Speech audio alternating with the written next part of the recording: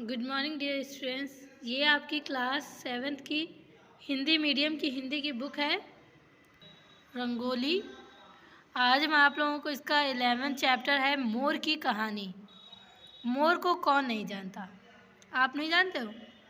मोर क्या है? हमारा राष्ट्रीय पक्षी है। तो मोर के बारे में सब जानते हैं। तो आज हम मोर के बारे में मोर की स्टोरी पढ़ेंगे। ये चैप्टर आप लोगों का है। इसमें मोर के बारे में बताया गया है कि जो लेखक है जिन्होंने ये लिखा है ये स्टोरी, उनके और मोर के बीच जो बातचीत हुई है उसको बताया गया है, इसमें प्रस्तुत किया गया है। इसमें पेड़ों के कटाई पर और जो जहरीले तरह के रासायनिक जो खाद वाद जो दवाएं डाली जाती हैं पेड़ों में, उसको रोकने के संदेश के बारे में भी बताया गया है कि बच्चों आपको ही यह काम करना पड़ेगा, क्योंकि आप ही तो दुनिया का बदलता हुआ नया रूप है। तो इसलिए जब आप ये सारी चीज़ें सोचेंगे कि आप ज़्यादा से ज़्यादा पेड़ लगाएं, उसकी देखभाल करें, उसको अच्छे से उसकी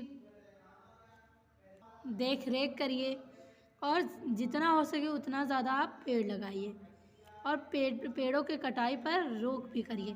तो इन चीज़ों के बारे में भी आपको पढ़ना है, तो आपको करना भी चाहिए। चले स्टार्ट करते हैं ये चैप्टर। शहंशाह तो शहंशाह होता है, चाहे वह मनुष्यों का हो या चिड़ियों का। मोर अब हिंदुस्तानी चिड़ियों का शहंशाह है, क्योंकि उसे राष्ट्रीय पक्षी का ऊंचा रुतबा दिया जा चुका है। इस उड़ने वाले शहंशाह से मुलाकात करने की पुरानी इच्छा को मैंने इस बार मौका मिलते ही पूरा कर डाला। जो हमारे लेखक हैं इस चैप्टर के, उन्होंने बताया कि शहंशाह तो शहंशाह होता है, चाहे वो मनुष्यों का हो या चिड़ियों का। तो मोर जो हमारा है वो क्या है? हिंदुस्तानी चिड़ियों का शहंशाह माना जाता है। और क्योंकि ये एक राष्ट्रीय पक्षी है, इससे बड़ा रुतबा और क्या हो सकता है, क्योंकि ये एक राष्ट्रीय पक्षी है, नेशनल बर्ड है। और इस वजह से क्योंकि ये उड़ने वाला शहंशाह है, और इससे मुलाकात करने के लिए जो हमारे लेखक हैं वो काफ़ी उत्सुक थे, बहुत ज़्यादा उनको कि वो बहुत ज़्यादा एक्साइटेड थे। और इस बार उनको ऐसा मौका मिला मोर से मिलने का, तो उन्होंने ये अपनी ख्वाहिश पूरी कर डाली।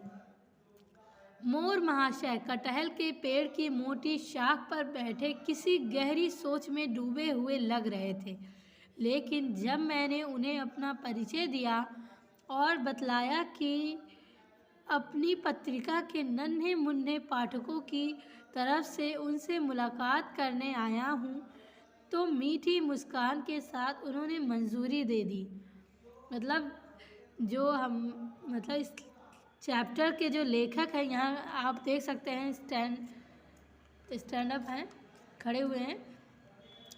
तो उन्होंने बताया कि जब मैंने पहली बार मोर से मुलाकात की, तो वो एक कटहल के पेड़ की मोटी शाखा पर बैठे किसी गहरी सोच में डूबे हुए थे। लेकिन जब मैंने उन्हें अपना परिचय दिया, अपने बारे में बताया और ये भी बताया कि मेरे जो पत्रिका के नन्हे मुन्ने पाठक हैं वो उनकी तरफ से भी उनसे मुलाकात करने आया हूँ, तो वो बहुत मुस्कुरा कर उन्हें मंजूरी देते हैं। मोर: मैंने पहला सवाल किया, राष्ट्रीय पक्षी का ऊंचा ओहदा पाने पर आपको कैसा लग रहा है? मोर: बड़ा अच्छा लगा। हालांकि यह सम्मान मेरे लिए नया नहीं है।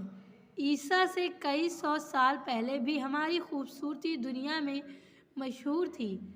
हिंदुस्तान के एक अनोखे तोहफे के रूप में हमें रोम, यूनान, मिस्र और मेसोपोटामिया जैसे दूर दराज के देशों में भेजा जाता था। हमारी सुंदरता और हमारा ललित नाच हजारों सालों से हिंदुस्तान का मन मोहता आया है।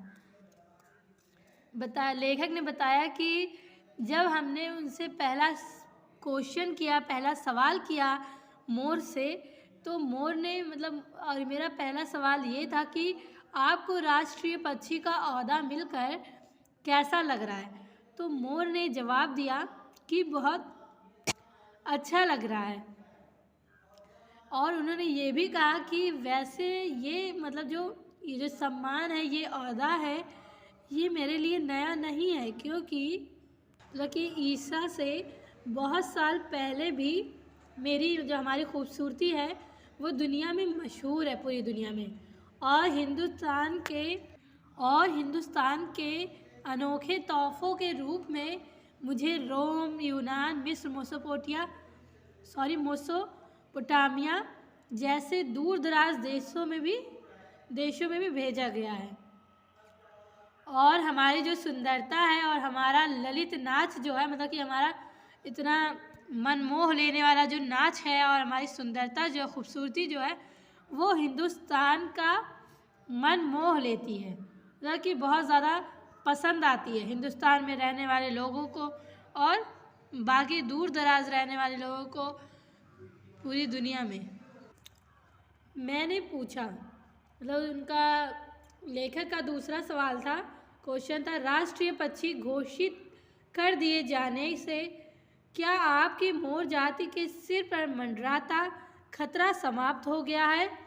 आपका शिकार किया जाना तो अब रुक गया होगा। कि लेखक ने पूछा कि आपको जब इतना बड़ा ओहदा मिल गया है, इतना बड़ा पद मिल गया है, ओहदा मीन्स पद होता है और शहंशाह मीन्स क्या होता है, राजा। तो आपको इतना ज़्यादा अच्छा, इतना ज़्यादा ऊंचा ओहदा मिला है, क्या इसके बाद भी कि आपका शिकार किया जाता है या अब वो रुक गया है? और राष्ट्रीय पक्षी होने के बाद आपके जो पूरे जाति हैं, मोर जाति पर जो सिर पर मंडराता हुआ जो खतरा था, क्या वो टल गया है? मोर ने जवाब दिया, मोर, हमारी जाति का शिकार ज़रूर कम हो गया है, पर बंद नहीं हुआ है। आपने हमारे शिकार के खिलाफ कानून स्वयं अवश्य अच्छा बनाया है, पर सिर्फ कानून बनाने से बात नहीं बनेगी। आपको हमसे प्यार करना सीखना होगा, हमें देश की दौलत के रूप में स्वीकार करना होगा, वरना मैं बात काट कर पूछा, वरना क्या हो? कि मोर कहते हैं, मोर का उत्तर ये होता है कि हम लोग की जो जाति है उसका शिकार करना तो कम हो गया है, लेकिन बंद नहीं हुआ है।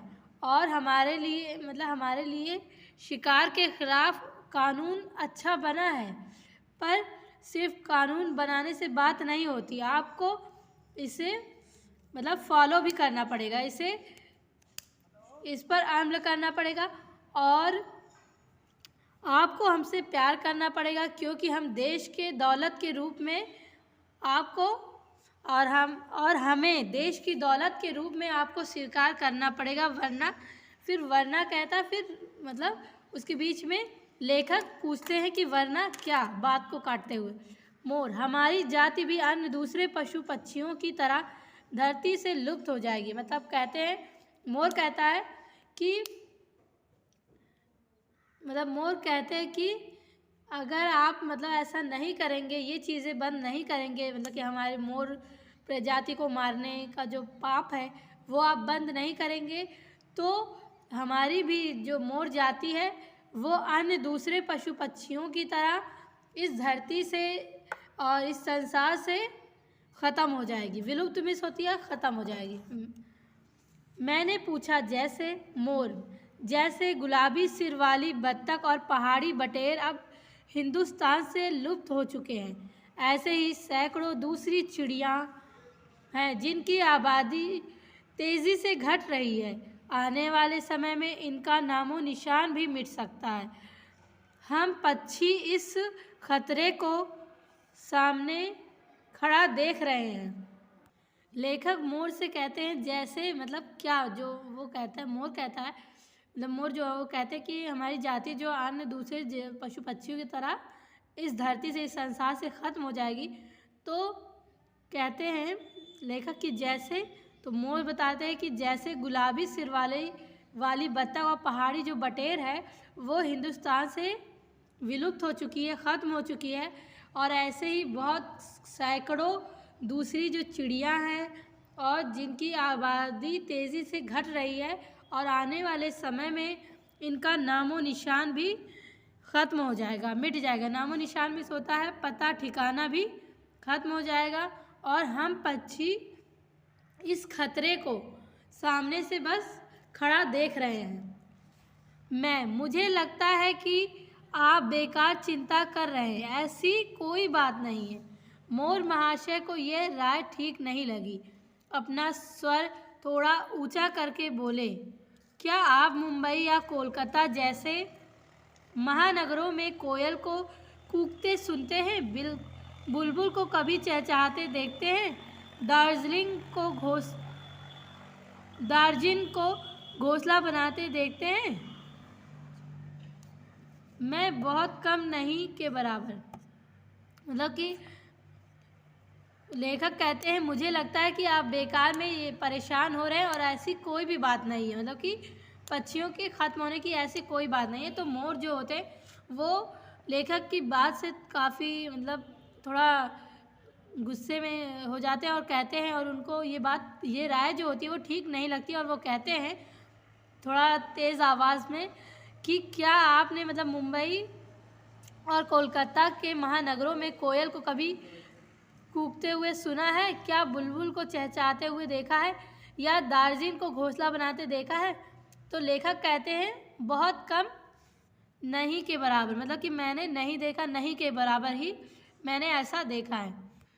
तो ये वीडियो हम यहीं कंप्लीट कर रहे हैं, फिनिश कर रहे हैं, और नेक्स्ट पार्ट हम इसका नेक्स्ट वीडियो में लाएंगे। इतना पहले आप लोग अच्छे से रीड करें और अंडरस्टैंड करिए।